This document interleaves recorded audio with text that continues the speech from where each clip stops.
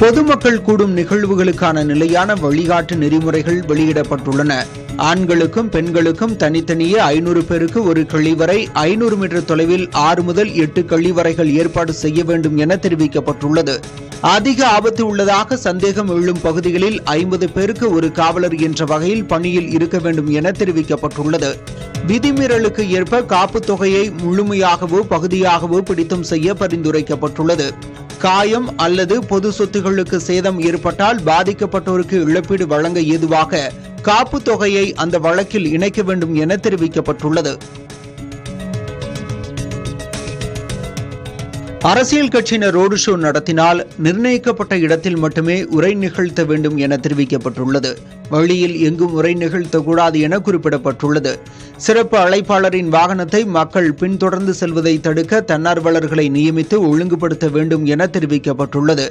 கூட்டம் நடத்துவதற்கு குறைந்தபட்சம் 5 நாட்களுக்கு முன்னர் அனுமதி வழங்கப்படும் என தெரிவிக்கப்பட்டுள்ளது.